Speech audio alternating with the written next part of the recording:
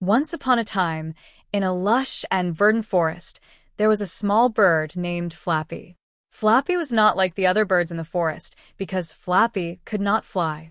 While the other birds soared gracefully through the skies, Flappy would hop along the ground, watching them with a wistful gleam in his eyes. Flappy lived in a cozy nest at the base of a great oak tree, and despite his inability to fly, he was a cheerful bird. He loved to sing melodies that echoed through the forest, bringing joy to all who heard his sweet tunes. However, deep down, Flappy longed to spread his wings and feel the wind beneath them. One sunny morning, Flappy's best friend, a wise old owl named Oliver, noticed Flappy looking particularly sad.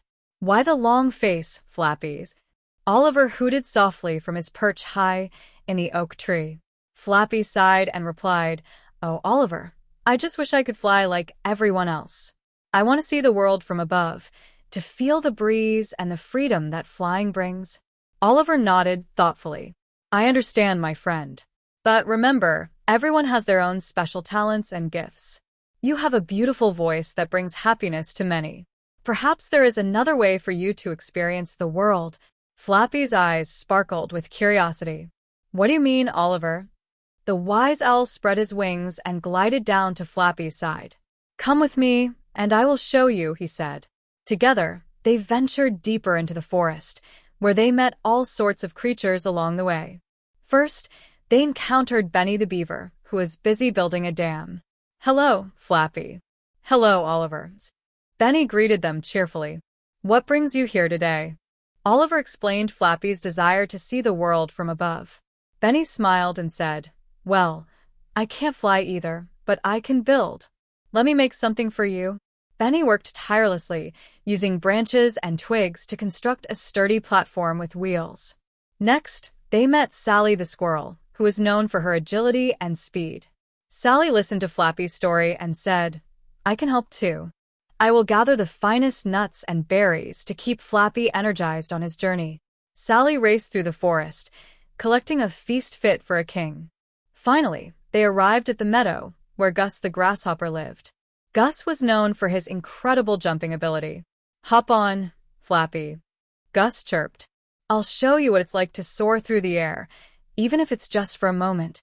With the help of his friends, Flappy climbed onto the platform that Benny had built. Gus gave a mighty leap, and the platform began to roll. Flappy felt a rush of excitement as the wind ruffled his feathers.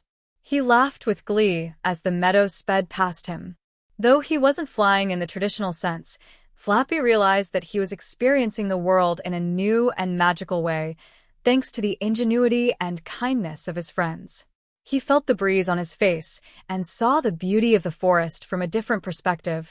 As the sun began to set, Flappy and his friends returned to the great oak tree. Flappy's heart was filled with gratitude and joy. "Thank you, everyone. Today has been the most wonderful adventure.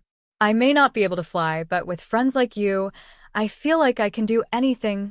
Oliver hooted in agreement. "Remember, Flappy, it's not just about flying. It's about finding joy in the journey and appreciating the talents and gifts that make each of us unique." Flappy nodded, his eyes shining with happiness.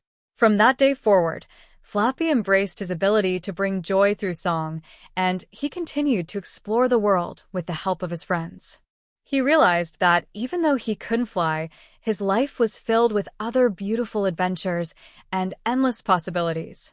And so, the little bird who couldn't fly lived happily ever after, surrounded by friends who loved him just the way he was.